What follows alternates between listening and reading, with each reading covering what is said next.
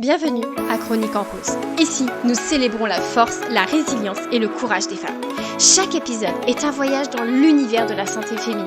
Un hommage à toutes celles qui font face aux défis, au silence et aux tabous, avec grâce et puissance. Nous parlerons de tout, des petites victoires aux grandes batailles, en passant par les vérités que l'on cache trop souvent derrière un sourire. Que vous soyez ici pour vous informer, vous inspirer ou simplement trouver un espace où vous sentir comprise, Chronique en Rose est là pour vous. Ensemble, nous explorons ce que signifie être une femme, aujourd'hui et chaque jour, avec authenticité, détermination et une touche de douceur. Accrochez-vous, ce que vous allez entendre pourrait bien changer votre vie. Bonjour et bienvenue dans Chronique en Rose. Aujourd'hui, on va parler d'un sujet qui me tient particulièrement à cœur et pour ceci, j'ai fait appel à Marion. Bienvenue à toi Marion. Merci à toi de m'avoir invitée. Mais c'est avec grand plaisir. Est-ce que tu pourrais te présenter, s'il te plaît, Oui. nous dire voilà, qui tu es, qu'est-ce que tu fais et puis comment tu en es venue à faire ce que tu fais également. Oui, donc moi je suis Marion, je suis coach en bien-être et mindset. Donc moi ma mission profonde c'est d'aider les femmes à être libres, à se libérer. Donc notamment j'accompagne les femmes qui sont bloquées dans une vie qui ne leur correspond pas, qui ne leur correspond plus. Et notamment aussi les femmes qui donnent beaucoup aux autres mais ne se donnent pas ou peu en retour. Et donc pour ça, je travaille beaucoup sur la gestion du stress. C'est un peu je vais dire ça, mais bon, c'est pas exactement ça ma spécialité. Donc beaucoup de la gestion du stress, mais aussi tout ce qui est un peu santé et bien-être, donc l'alimentation, l'activité physique, les routines. Donc beaucoup venir se prioriser, se faire du bien et reprendre en main sa santé mentale et physique. Et aussi aller travailler sur les peurs, sur les croyances limitantes qui bloquent. Et Ok, comment je suis arrivée à là? C'est en fait depuis mes 17 ans, je veux accompagner. Parce que j'ai fait de la thérapie, j'ai commencé, j'avais 5 ans, c'est la première fois que j'ai fait que je suis allée voir une psy. Et ça m'a accompagnée à plusieurs périodes de ma vie. Et en fait, ça m'a apporté tellement, enfin, ça a été, je pense, l'un des plus beaux cadeaux de ma vie. Et que je me suis dit, j'ai envie de rendre l'appareil. Et donc, notamment, je suis allée faire un bachelor en psychologie au Québec.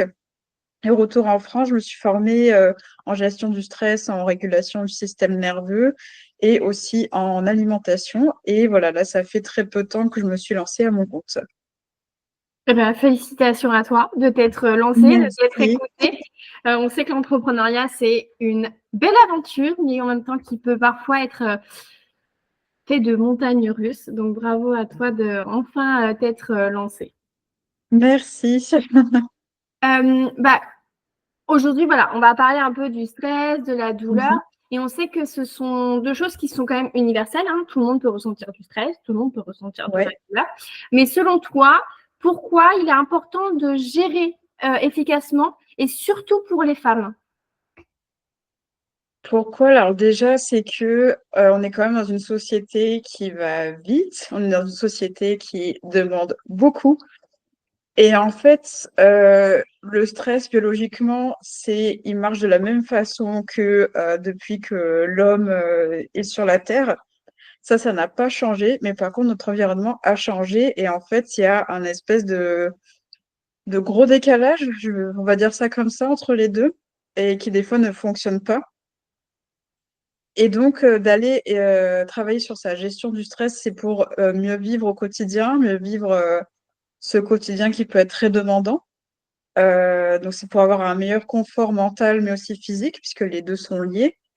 Et surtout pour les femmes, parce qu'on demande beaucoup aux femmes, elles ont des poids en plus que les hommes n'ont pas, comme beaucoup de charge mentale. C'est encore beaucoup, elles, par exemple, si elles ont des enfants, de les gérer. Donc, c'est vraiment du plus sur du plus sur du plus sur du plus. Et donc, c'est pour ça que c'est important, voilà, de pouvoir aller gérer ce stress pour mieux vivre le quotidien, mieux vivre sa vie de femme aussi, mieux vivre sa vie de mère et d'épouse si on l'est. Donc, voilà. Très bien. Et est-ce que tu pourrais un peu nous expliquer comment le stress en fait agit justement sur notre corps, sur notre organisme? Oui, alors, donc le corps et le cerveau fonctionnent vraiment ensemble. Donc, le corps peut détecter un stress ou le cerveau peut détecter un stress et va s'activer ce qui s'appelle le système nerveux sympathique, qui va en fait mettre en marche le corps pour réagir à ce stress. Donc, il va activer plusieurs choses dans le corps, par exemple, dilatation des pupilles, contraction des muscles. Donc, il y a tout un système qui se met en place pour pouvoir réagir, pour pouvoir s'adapter à ce stress. Et souvent, c'est soit on va aller le combattre, soit le fuir. Comme ça que ça fonctionne. Voilà, en le résumant brièvement. Je te remercie. Et toi qui travailles avec des femmes au quotidien, euh, Mhm. quelles sont les sources de stress et de douleur les plus courantes que tu as pu observer et comment ça peut impacter le bien-être général? Ouais, alors souvent, ce que je peux voir, entendre, c'est toutes les tâches à gérer. C'est une espèce de montagne qu'on a devant les yeux. Et en fait, c'est un amas, c'est toujours à rajouter. Et en fait, c'est ce qui fait qu'après, on a du mal à fonctionner, même pour des petites choses. Donc, c'est vraiment un surplus qu'on a sur le dos qu'elles peuvent porter, qui fait qu'elles ont du mal après à gérer le reste. Et ça peut venir soit du travail où on est surchargé, soit c'est l'entourage bah, voilà, dont il faut peut-être s'occuper. Donc ça vient un peu de différentes sphères et voilà, il y a une accumulation qui fait qu'après on n'arrive plus à gérer. Ok. Et comment toi, tu essayes de gérer ça avec tes clientes? Qu'est-ce que tu apportes comme technique? Enfin, quelles sont vraiment ces techniques qui vont permettre justement de se sentir plus sereine?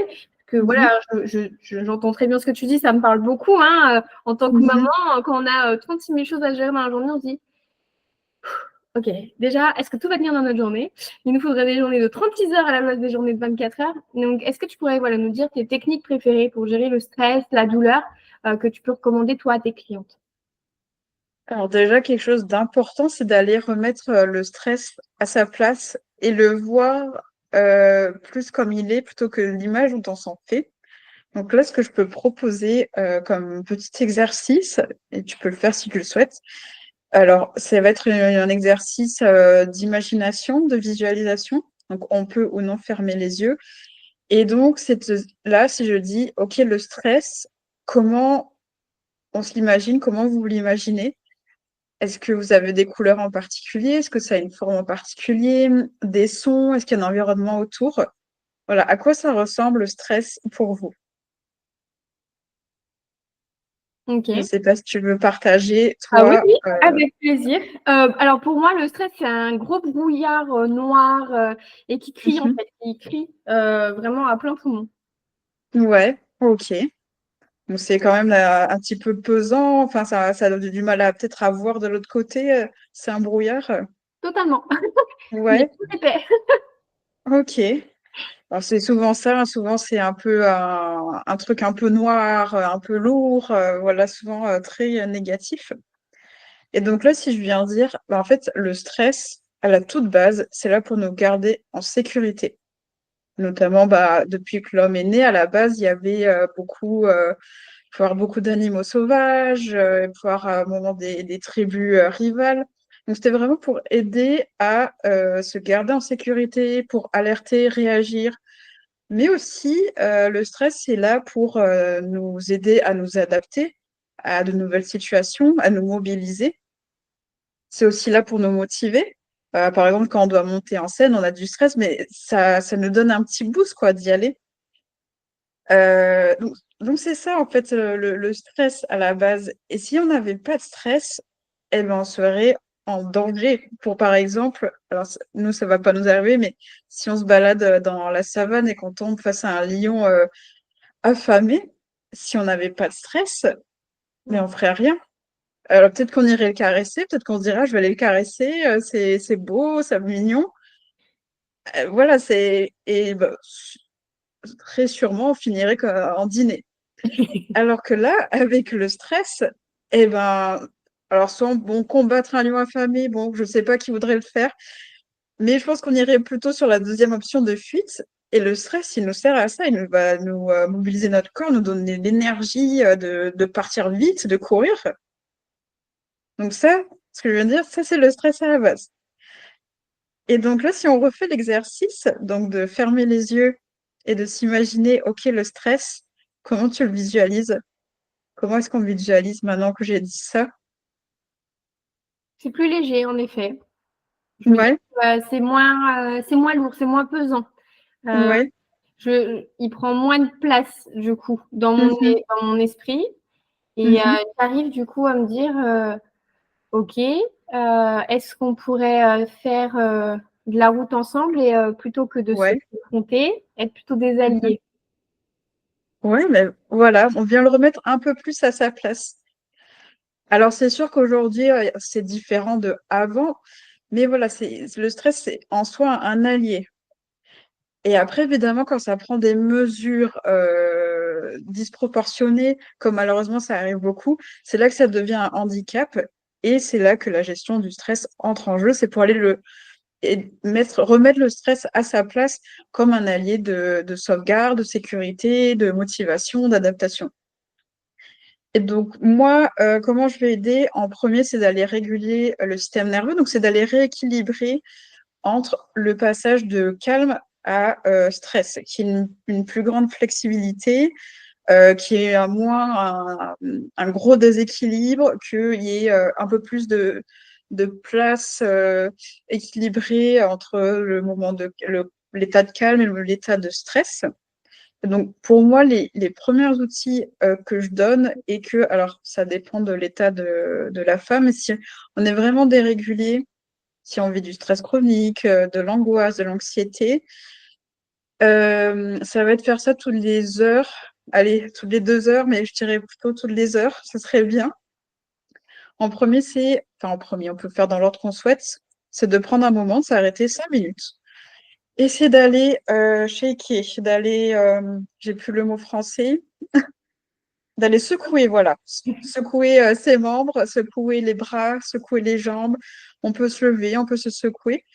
Ça, c'est un truc biologique que notamment les animaux font quand un stress est passé. Ils vont se secouer pour aller faire sortir un peu le surplus de stress qui peut rester.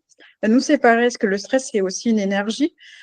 Et donc là, d'aller se secouer, c'est d'aller un peu faire sortir tout l'excès. Et très souvent, on va soupirer. Et ça, c'est une autre chose que je propose, c'est d'aller forcer le soupir. Même si en secouant, on va le faire automatiquement, mais aussi d'aller forcer un soupir, donc d'inspirer.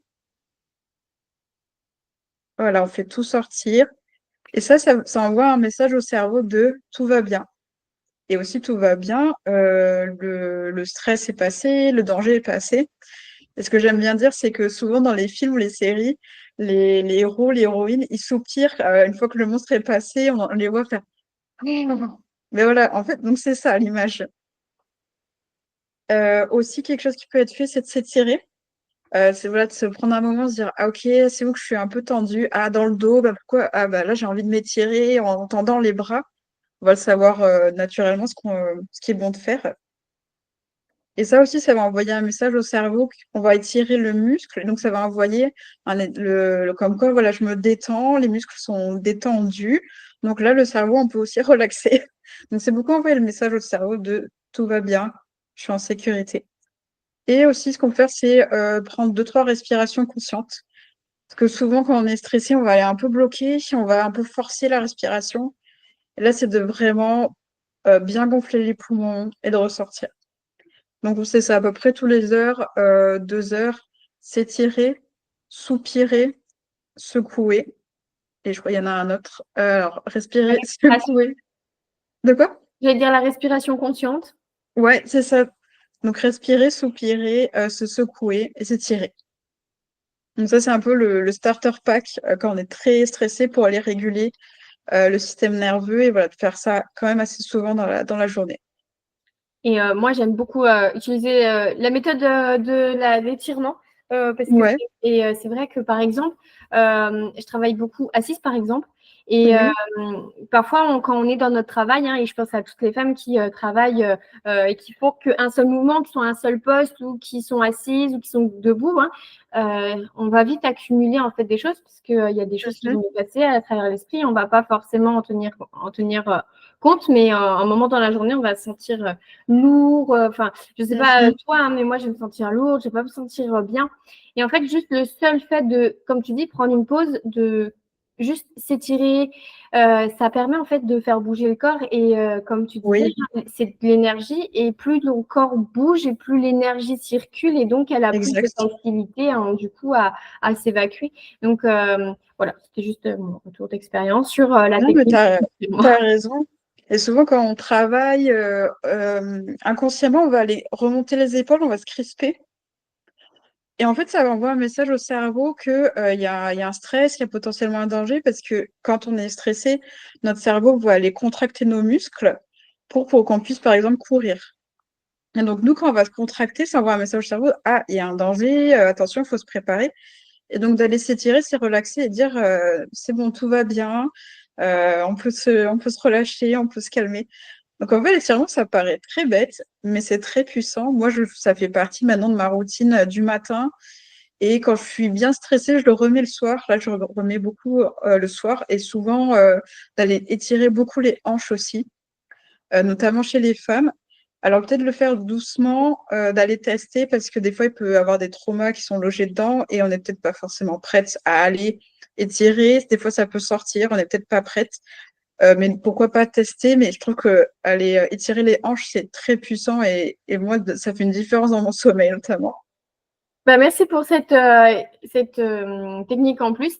Et juste pour information, si jamais vous avez peur, mesdames, n'hésitez pas à trouver quelqu'un pour vous faire accompagner, puisque Oui, c'est très important parfois de dire, OK, je veux bien faire les choses, est-ce que je peux le faire, est-ce que je ne peux pas le faire tout de suite? Non.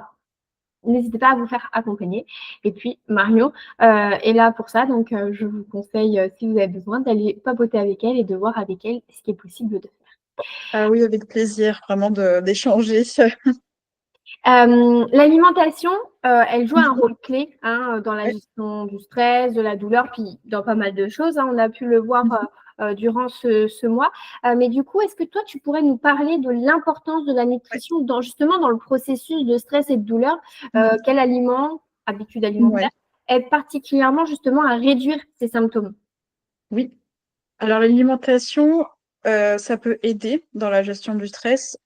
Ça ne peut pas guérir, mais ça peut aider plus ou moins, et ça dépend vraiment de chaque personne. Donc une alimentation anti-inflammatoire, ça peut beaucoup aider. Notamment pourquoi? Parce qu'il y a un cycle vicieux entre l'inflammation et le stress. Donc c'est un peu le serpent qui se mord la queue. Donc c'est plus on est inflammé, on a un état inflammatoire, plus on va avoir du stress, et plus on a du stress, plus on va être inflammé, etc. Donc l'alimentation anti-inflammatoire, ça peut être très intéressant. Pourquoi pas tester? Et pour ça, par exemple, alors voilà, je dis, chacun adapte. On peut aussi se faire aider pour ça. Mais ça peut être de limiter tout ce qui est farine blanche très raffinée. Pareil, tout ce qui est sucre raffiné, limiter l'alcool, limiter tout ce qui est charcuterie, fromage. Et justement d'inclure beaucoup de fruits, de légumes, de fibres, d'aller plus vers des farines complètes ou autres que le blé. Par exemple, je pense au sarrasin, pourquoi pas aussi les légumineuses ou le riz semi-complet, complet. Là aussi, il faut tester parce que bon, tout ce qui est semi-complet, complet, ça peut être beaucoup de fibres d'un coup. Donc, on peut y aller doucement et tester. J'avais noté quoi d'autre? Ouais, il y a tout ce qui est huile végétale très transformée et limiter ouais, tout ce qui est aliments transformés, tout ce qui est plat déjà prêt. Alors, je sais que voilà, après, adapter à son train de vie, voilà, des fois, on n'a pas le temps de cuisiner. Mais voilà, je le dis, de le limiter, ça peut beaucoup aider. Et ensuite, éviter tout ce qui va élever très fortement, très rapidement le taux de sucre dans le sang, donc avoir des gros pics de glycémie. Ça aussi, ça n'aide pas avec le stress. Et donc, en fait, si on va vers une alimentation déjà anti-inflammatoire, on va avoir déjà un équilibre, mais c'est surtout d'avoir beaucoup de fibres, de protéines dans son alimentation. Si par exemple vous mangez du sucre et vraiment, voilà, il y a le droit de se faire plaisir, mais pourquoi pas mettre un peu de protéines avec, je dis n'importe quoi, si on va se faire une tartine avec de la pâte à tartiner, bah, plutôt de manger seul, de prendre par exemple un yaourt avec. Là, ça va faire une grosse différence sur le pic de glycémie. Donc voilà, donc alimentation plutôt anti-inflammatoire et éviter tout ce qui est pic de glycémie, donc beaucoup de sucre dans le sang d'un coup. Ok, très bien, bah, c'est parfait. Et comme tu disais dans ta phrase, c'est surtout les personnes qui veulent essayer, faites-le petit à petit, puisque notre corps est habitué à une certaine alimentation, à un certain Mhm. rythme, à certains aliments. Et si on le braque et qu'on décide de lui couper, par exemple, tout plaisir d'un coup, ou encore de changer radicalement son alimentation et de se diriger vraiment vers une alimentation anti-inflammatoire, le risque, en fait, c'est que votre corps réagisse et qu'il puisse vous dire, OK, moi, ça ne me plaît pas. Donc, il peut faire de la constipation ou de la diarrhée ou encore des troubles divers. Et c'est pas ce qu'on veut. Donc, c'est vraiment important, comme tu le disais, Marion, d'y aller petit à petit. Et encore, comme tu le disais, c'est possible de se faire accompagner. Même si vous ne voulez pas faire un suivi sur plusieurs mois, au moins une séance avec une nutritionniste, une diététicienne, c'est mieux que rien, puisqu'elle pourra vous donner des bases et vous dire, Mhm. oh, tu pourrais faire ça, tu pourrais faire ça, au lieu de vous dire, OK, je vais faire à ma sauce et je vais tout vaquer pour mettre que des aliments, on va dire, sains, entre guillemets. Et puis, hop, après, votre intestin et votre estomac, ils vont vous le faire légèrement gripper. Oui, puis aussi, c'est pas venir rajouter du stress en disant ah, il faut que tu changes ça, il faut que tu ajoutes ça, il faut que tu fasses ci, et que ça fasse un peu waouh, beaucoup trop d'informations.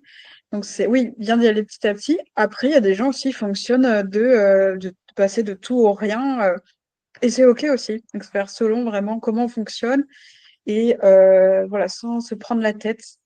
Aussi, c'est un cheminement, on y va pas à pas. Et si on veut intégrer l'alimentation anti-inflammatoire, c'est un cheminement aussi. Et donc, voilà, on y va étape par étape. Et voilà, comme tu disais, on peut totalement se faire accompagner. Il y en a qui sont spécialisés là-dedans aussi, dans l'alimentation anti-inflammatoire, dans l'alimentation qu'on appelle IG bas, donc c'est indice glycémique bas, qui aide à ne pas avoir ces pics de glycémie. Donc voilà, ne pas hésiter à se faire accompagner. Totalement, totalement. Beaucoup de nos auditrices cherchent des moyens simples d'intégrer des pratiques euh, antidouleur, anti-stress dans leur routine quotidienne. Est-ce que, vu que tu nous as donné des pratiques anti-stress, Mhm. est-ce que tu pourrais nous proposer un exercice pour justement les aider à gérer la douleur, mais que ça Oui. ne soit pas quelque chose de fastidieux et de long, mais plutôt quelque Mhm. chose de simple qu'elles peuvent rapidement mettre en place dans leur vie quotidienne? Oui, donc moi je pense à la respiration carrée euh, qui aide avec la douleur. C'est utilisé dans certains hôpitaux, à ceux qui mettent ça en place. Donc c'est assez simple quand même. On peut se faire aider d'une application.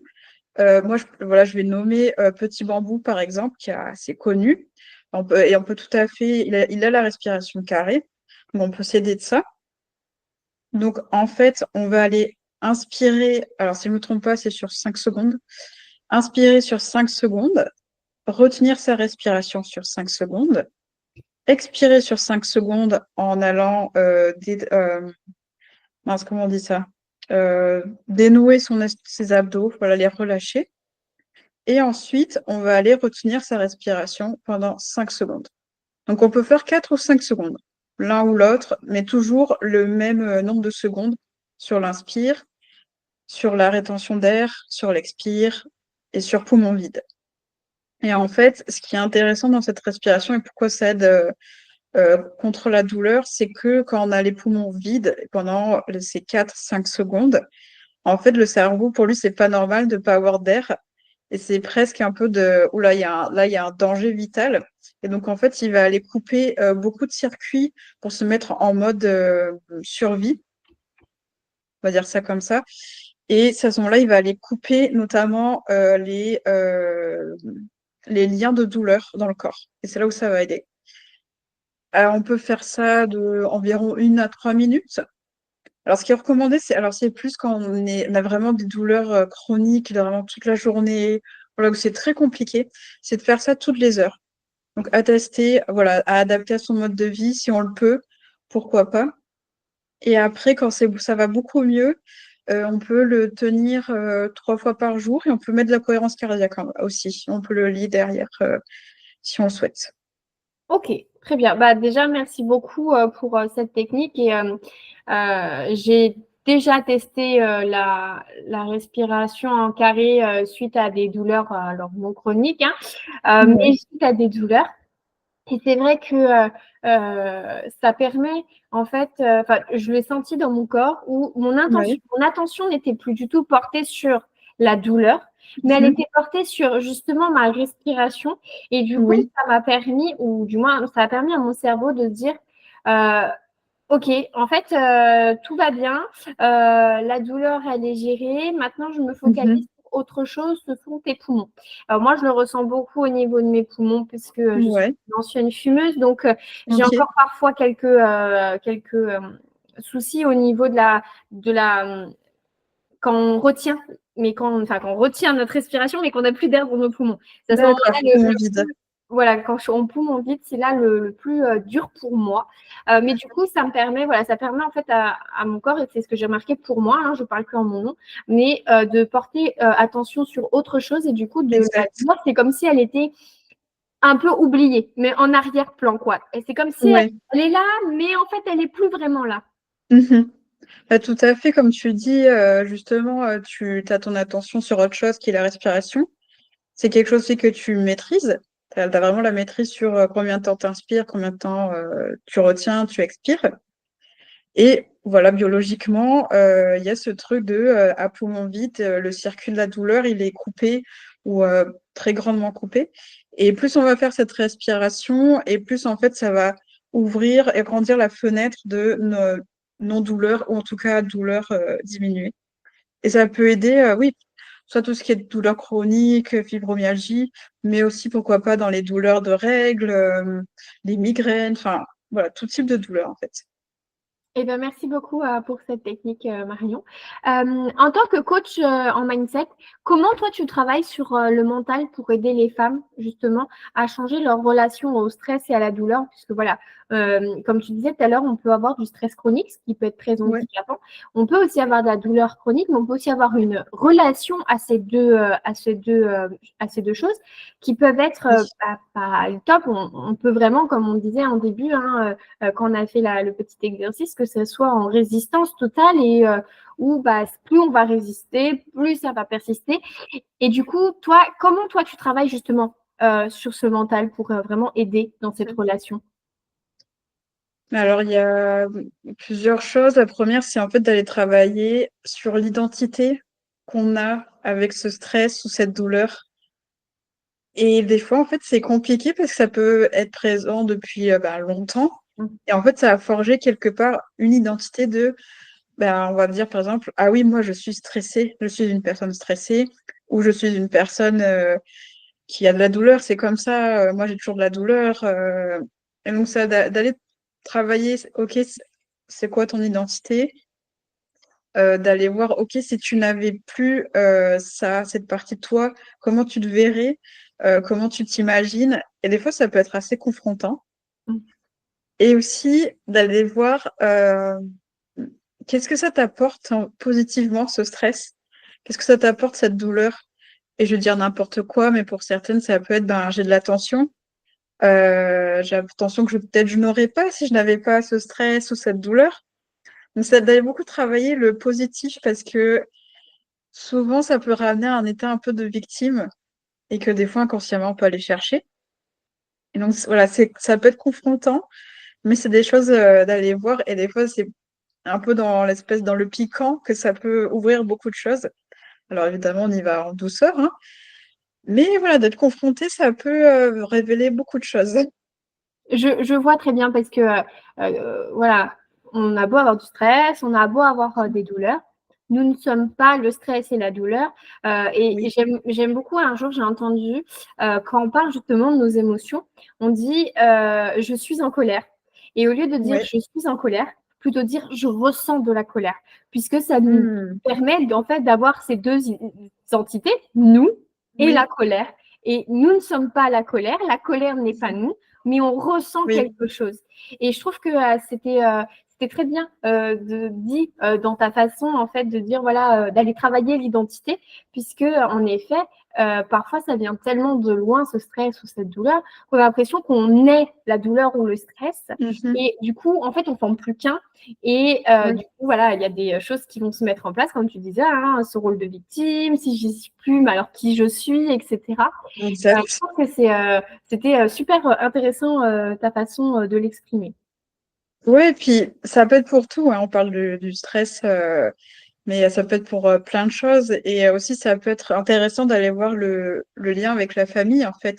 Par exemple, si on a tout le monde qui est stressé dans sa famille, mais là, de se dire, mais attends, mais si je suis plus stressée, comment je vais être par rapport à ma famille? Est-ce que je vais être ce vilain petit canard? Est-ce que je vais toujours avoir des liens avec ma famille? Enfin, ça peut aller loin, en fait, l'identité avec ça, en fait. Je vois très bien. Et du coup, comment le mindset, donc excusez-nous pour toutes celles qui ne comprennent pas ce mot, mais c'est l'état d'esprit, peut-il transformer en fait la manière dont on vit le stress et la douleur? Est-ce que tu pourrais nous donner un peu un exemple ou un changement de perspective qui a permis à toi ou à l'une de tes clientes de mieux gérer les situations difficiles suite à cette transformation en fait qu'il y a eu dans Ouais. son état d'esprit? Bah, le stress, très souvent, il va apparaître quand, alors inconsciemment, et souvent ça se passe très vite, on ressent qu'on n'a pas assez d'outils pour pouvoir surmonter l'obstacle. Et alors, ça peut arriver, et voilà, des fois, voilà, c'est des outils très physiques. Par exemple, si on a une roue crevée, ben voilà, si on n'a pas les outils pour remplacer la roue, oui, évidemment, bon, là, ça peut être stressant. Mais des fois, ça peut être juste comment on se perçoit, l'estime qu'on a de soi. Et donc, en fait, c'est d'aller voir l'estime qu'on peut se porter.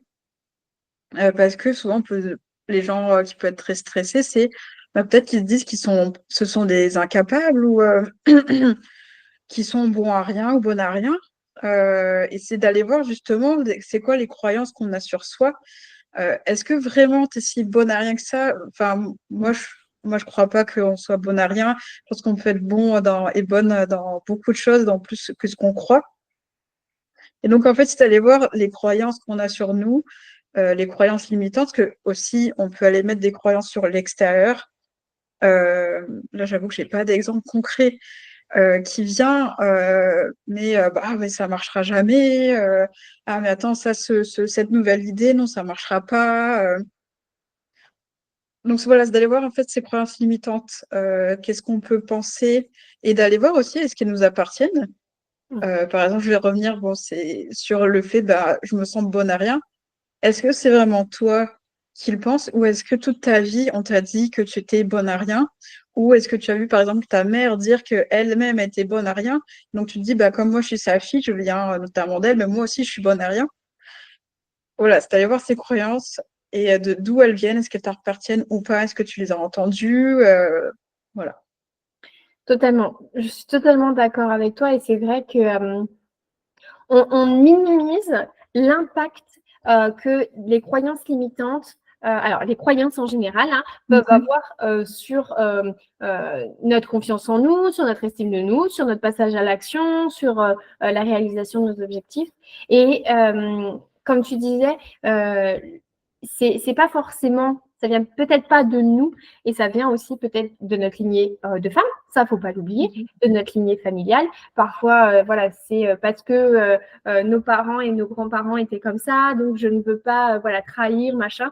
Et parfois, ça nous dessert plus que ça nous sert.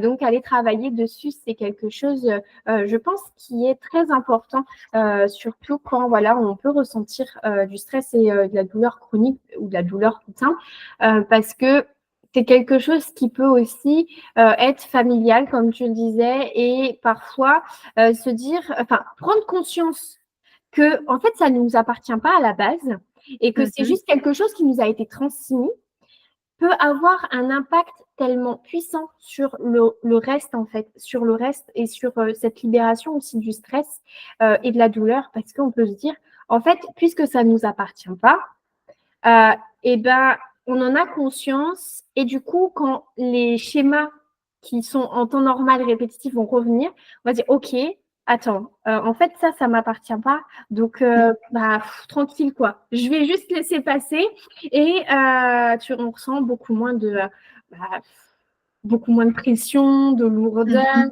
On a un peu cette sensation de légèreté parce qu'on sait, hein, la prise de conscience, c'est quand même 80% du travail de fait. Donc, c'est Oui. vrai que c'était vraiment très important, je pense, de parler de ces croyances. Merci beaucoup, Marion, d'avoir abordé le sujet. Euh, Aujourd'hui, on est quand même dans une société où on nous pousse quand même tout le temps à performer, à aller plus loin, Oui. à faire Mhm. toujours plus. Euh, Oui. et c'est aussi, hein, notre environnement, notre société qui nous met dans cet état de stress, hein, parce que parfois, toujours faire, c'est pas forcément bon. Et puis nous, les femmes, on est constamment encore plus sollicitées puisqu'il faut toujours qu'on prouve notre place, nos droits, etc. Ouais. Du coup, qu'est-ce que tu pourrais donner comme conseil aux femmes qui nous écoutent aujourd'hui pour que justement elles apprennent à s'écouter, à écouter leur corps, mais sans Mhm. culpabiliser? Bah déjà, alors c'est plus difficile, c'est plus facile à dire qu'à faire, mais c'est de s'autoriser, en fait, à se prioriser, à prendre soin de soi. Donc, c'est de se donner cette autorisation que souvent on ne se donne pas. C'est aussi d'aller voir qu'est-ce que ça évoque, de se dire je vais prendre du temps pour moi, je vais moins en faire. Qu'est-ce que ça fait remonter? Quelles croyances? Bah là, on parlait des croyances. Quelles croyances aussi peuvent se cacher derrière? Donc souvent, c'est mais oui, mais si je prends du temps pour moi, si je dis non, je vais être égoïste, je vais être méchante. Ça, voilà, des croyances et des choses qu'on peut entendre. Donc c'est d'aller se détacher de ça, d'aller remettre de la justesse en fait dans l'acte de prendre soin de soi, de moins en faire et comme je le disais, de dire non, de poser ses limites. En fait, ça c'est du respect pour soi, c'est de l'amour pour soi et c'est normal. Et c'est un peu pas une obligation, mais c'est voilà une autorisation à avoir et quelque chose à se donner. Donc c'est beaucoup d'aller faire ce travail en fait. Alors quand je dis travail, ça peut des fois juste d'en parler avec une copine ou autre, ça peut débloquer ça. Hein. Ça veut pas dire qu'il faut faire 10 ans de psychanalyse, mais de pas hésiter à en parler, que ce soit dans un cercle de femmes, que ce soit avec des amis, ou même de se faire accompagner. Et après, pour ce qui est de s'écouter, bah, ça aussi, c'est un travail, c'est de se donner l'autorisation de s'écouter. Et il n'y a que de nous que ça peut venir, c'est pas de l'extérieur que cette autorisation doit venir. Et je pense que c'est aussi, parce qu'à partir du moment où on s'autorise aussi, c'est peut-être le réapprendre. Et donc, c'est de prendre s'écouter, ça va être un moment où on fait rien. C'est pas en étant à droite à gauche que ça va se faire. Donc, c'est peut-être s'autoriser, de se donner ces temps de rien faire. Évidemment, là, on va pas rien faire, mais de mettre tout de côté. Et c'est d'aller, pourquoi pas, fermer les yeux et se dire, OK, qu'est-ce que je sens là? OK, qu'est-ce que mon corps, il me dit? Est-ce que j'ai des tensions quelque part? Est-ce que j'ai des contractions? Ça peut être aussi aller se toucher le corps. OK, qu'est-ce qui se passe quand je viens mettre ma main sur ma main? Des fois, ça prend un apprentissage rien qu'à partir de là. Parce que là, j'étais allée à un événement et on me disait justement que on se touche pas beaucoup. Et c'est vrai, en fait. Donc, juste de passer, en fait, sa main sur le bras, c'est pas des choses qu'on fait, mais je trouve que c'est vraiment puissant, en fait. Ça peut beaucoup nous apprendre. Mm, totalement, c'est vrai. Et alors, je sais pas vous, hein, mais moi, j'aime beaucoup me faire moi-même des papouilles, ok? Donc, juste faire comme ça. Et, Mais t'as tout à fait raison, c'est bien. et je sais que au début, quand je le faisais, je me dis, mais pareil, enfin, c'est pas à toi de faire ça. Et puis, au fur et à mesure du temps, j'ai continué. Et Ouais. c'est comme ça aussi que j'ai appris à savoir qu'est-ce qui me plaisait dans le toucher et qu'est-ce qui me plaisait pas. Il y a des fois où, ok, ça me va de me faire quand on fait des papouilles sur certaines parties de mon corps. Et il y a d'autres fois où je supporte pas ça, je supporte pas Ouais. la sensation que ça me donne. Et je trouve que c'est super intéressant ce que tu viens de dire. Et c'est vrai que jamais j'aurais pensé moi-même à le dire. C'est que on se touche pas soi-même. Enfin, c'est se faire un câlin, se faire des papouilles. Ouais. C'est pas habituel. Non. Et je trouve que c'est très puissant, comme tu le disais, parce que ça nous permet, voilà, d'avoir des sensations autres et puis aussi d'apprendre à connaître qu'est-ce qu'on aime et qu'est-ce qu'on n'aime pas. Oui, c'est une manière très forte de reconnecter à son corps. Et donc, si on veut apprendre ça, ça peut être une façon de faire qui est simple. Et ça permet aussi de prendre un moment pour soi, de se forcer un petit peu à s'arrêter pour justement se toucher et voir qu'est-ce que je ressens. Et ça peut être une introduction à aller ressentir dans son corps.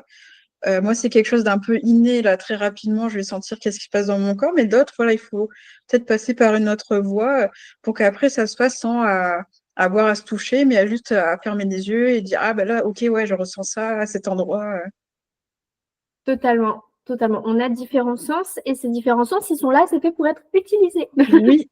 Si tu devais donner 3 conseils essentiels à nos auditrices pour justement mieux gérer le stress et les douleurs, quels seraient-ils? On l'a un peu vu, mais alors déjà, c'est d'aller revoir. Ben là, je l'ai dit, mais si elle va aller plus loin, c'est d'aller revoir c'est quoi la vraie place du stress et de le voir d'une manière plus agréable. On va dire ça. Ça peut être désagréable comme agréable, mais d'aller le replacer à sa juste place. Déjà, ça enlèvera beaucoup de poids, je pense. Après, ça ne viendra pas. Je viens pas dire ça pour dire que le stress qu'elles peuvent ressentir, ben, en fait, ça va. Non, pas du tout. Mais déjà mais je pense que ça peut aider d'aller replacer, de mettre mieux à sa place quelque chose. Ça peut aider à alléger. Et c'est aussi quelque chose qui est compliqué dans notre vie actuelle, c'est de ralentir. Voilà, juste ralentir. Je sais que ça peut être compliqué tellement, justement, on nous pousse toujours à aller plus vite. Mais déjà de ralentir, ça permet d'aller mieux se reconnecter. Ça permet de vivre, je trouve, vraiment, et pas survivre, d'aller plus dans le vivre que dans le survivre. Et le stress chronique, c'est de la survie. Donc, à ralentir, justement, on va aller passer plus dans l'état apaisé. On va aller plus se reconnecter à l'essentiel. Et c'est aussi d'aller faire ouais, du ménage aussi dans qu'est-ce qu'on veut dans sa vie vraiment, qu'est-ce qu'on ne veut plus. Et ralentir va nous permettre justement déjà de prendre du temps pour soi pour faire un peu cet état des lieux et pour aller mettre des choses en place. Et de se prioriser, de prendre soin de soi. Ça peut être autant physiquement que mentalement. Voilà, ça peut permettre d'aller rééquilibrer, d'aller peut-être remettre de l'énergie ou de faire sortir de l'énergie en trop. Ça nous aidera beaucoup à mieux gérer le stress, ça peut aider les douleurs. Et un dernier, c'est oui, de s'entourer et de se faire accompagner aussi, de donner cette autorisation aussi.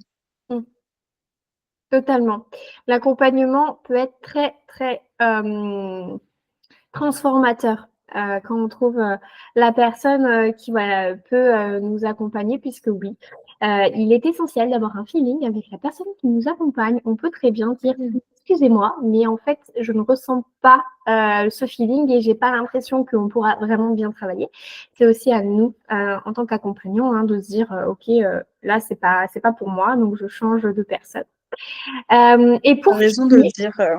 On ne oui, dit pas assez ça C'est pas parce qu'on va voir, je sais pas, je dis un psy ou une psy qu'il faut même si ça ne matche pas, il faut continuer.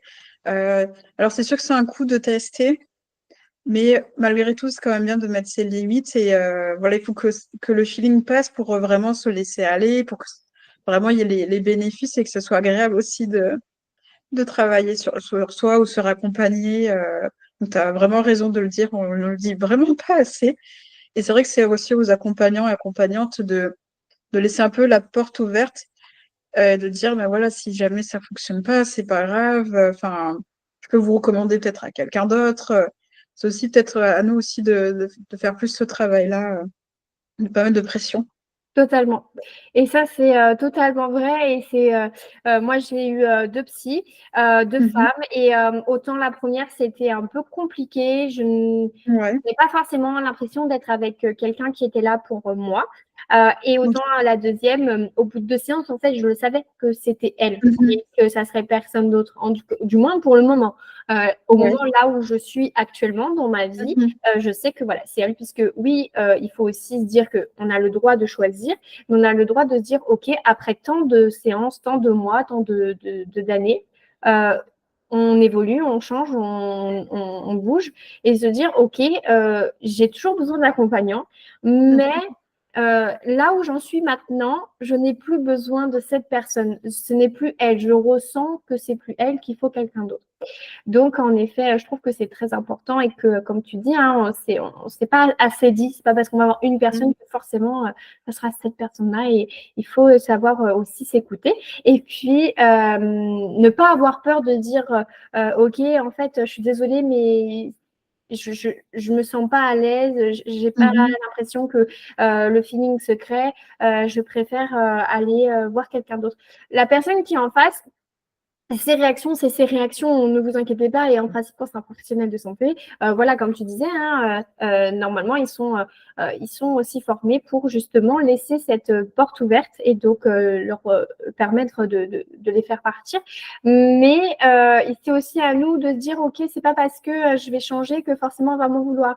Pas du tout. Mhm. C'est votre santé, c'est votre bien-être, c'est vous l'accompagner. Donc, c'est à vous aussi de se dire, OK, faut que je change.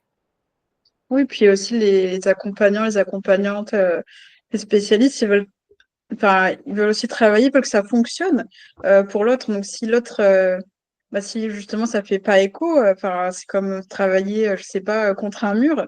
Et la spécialiste, justement, ils veulent qu'il y ait ce feeling, ils veulent que, voilà, et ils sont là justement pour que l'autre soit bien. Donc, s'il n'est pas bien, enfin, voilà, enfin, la personne va vouloir justement le mieux pour cette personne et dire, bah si vous n'êtes pas bien, ok, il n'y a pas de problème. Bah, écoutez, je vais vous recommander telle personne. Enfin, voilà, c'est vraiment. Normalement, si la personne veut vraiment accompagner et bien, elle ne le prendra pas mal. Au contraire, elle sera contente que l'autre personne soit honnête. Et voilà, elle veut que ça se passe bien, quoi, pour la personne. Totalement. Ça, c'est totalement vrai. Pour finir, quels sont les changements positifs que tu as pu voir chez les femmes qui appliquent régulièrement tes techniques de gestion du stress et de la douleur? Déjà, vraiment un apaisement quotidien. C'est plus de confiance, une meilleure estime de soi, plus se prioriser. euh, et d'être un peu plus flexible, c'est-à-dire vivre du stress quand bah, il y a besoin de le vivre. Et peut-être, voilà, quand c'est des moments où peut-être avant, il y a eu beaucoup de réactions, mais là, beaucoup plus d'apaisement. Et physiquement aussi, c'est plus léger, c'est plus d'énergie. Moi-même, par exemple, quand je vivais du stress chronique, j'étais dans un blocage complet tout pour ce qui est de la perte de poids, parce que ça joue. Alors, je dis pas que quand quelqu'un n'arrive pas à perdre du poids, c'est de suite, c'est parce qu'il y a du stress, mais c'est une possibilité. Moi, c'était le cas. Et voilà, dès que voilà, j'ai travaillé dessus, ben voilà, là, ça s'est remis en place. J'ai reperdu du poids naturellement. Euh, ouais, c'est vraiment une plus grande légèreté, une plus grande liberté, un mieux-être, une meilleure estime de soi. Eh ben, déjà, merci beaucoup pour nous avoir partagé tout ce que tu as pu nous partager aujourd'hui. On arrive à la Avec fin de plaisir. l'épisode et je tenais à te remercier, toi, d'être présente aujourd'hui, d'avoir bien voulu voilà, délivrer tes conseils. Merci pour ton temps et puis, évidemment, ce sourire qui ne quitte pas ton visage. Et je remercie beaucoup toutes nos auditrices d'avoir écouté aujourd'hui cet épisode. N'hésitez pas à le partager à des personnes qui potentiellement ça servirait, ou encore autour de vous pour permettre aussi aux femmes d'avoir ces techniques en main et de pouvoir justement commencer un travail, un cheminement pour se libérer du stress et potentiellement de la douleur. Je vais laisser Marion finir sur ces mots et moi je vous dis à bientôt pour un nouvel épisode dans Chronique en rose. Déjà, merci Océane, merci de m'avoir invité, mais surtout de faire ce mois de Chronique en rose pour les femmes, de donner la parole à des femmes, mais aussi et surtout pour les femmes. Euh, et qu'est-ce que je pourrais dire d'autre? Priorisez-vous, donnez-vous de l'amour et faites-vous aider, accompagner. N'hésitez pas à aller parler aussi, de vous ouvrir et d'être entouré. Merci beaucoup Marion, à bientôt.